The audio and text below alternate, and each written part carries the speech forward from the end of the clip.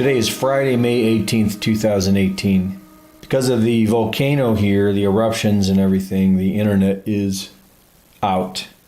And the mobile internet that I've been using is now pretty sluggish and non-existent. Cover what I can see here, and then I'm going to edit it together, and then I'm going to drive into town and get some internet and upload it.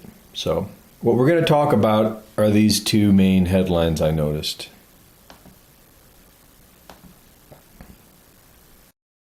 What we're going to talk about is the school shooting.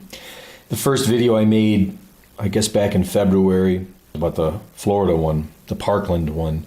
So today there was the school shooting in Houston with unfortunate fatalities. And there was also a gunman at a Trump resort shooting a gun off, cursing about Trump, acting like a deranged lunatic. There's a thing called the Hegelian dialectic.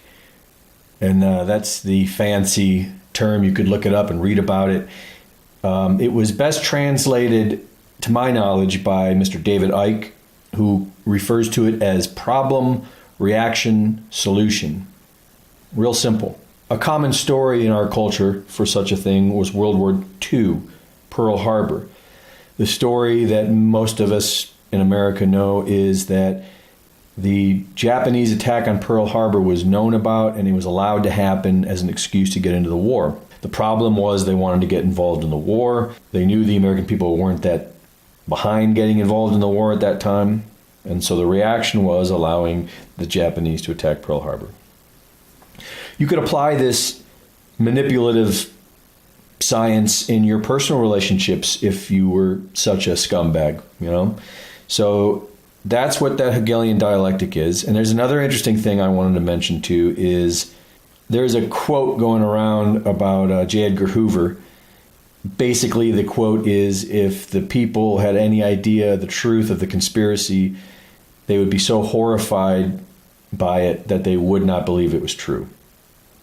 And I'm not getting it right. The actual quote really illustrates the idea that the darkness and the evil of it is so repugnant to most people that they won't even see it because they'll deny it. And I think anyone has any experience in life, been around the block or whatever you want to put it, realizes that there's some truth to that.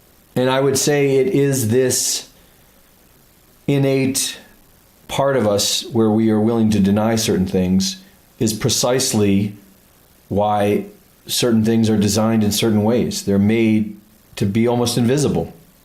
I mean, if you take a look with an open mind, you'll see that what they do have in common, these shooters, is drugs. Prozac has always been one of the most common ones, and if you look at the contraindications for Prozac, it will say homicidal and suicidal tendencies. Now, isn't it totally bizarre that we are not discussing that? It's well known and proven that the CIA was using LSD back in the 60s, testing people against their will to try to control their minds. That was in the 60s. They claim it doesn't exist anymore. But do you believe that? Another thing you'll find if you look into the shooters is that most of them seem to be nearly related to, if not directly related to, people that were involved heavily into the military-industrial complex. That's interesting. We are in a great awakening, and we are going to see incredible things out in the open.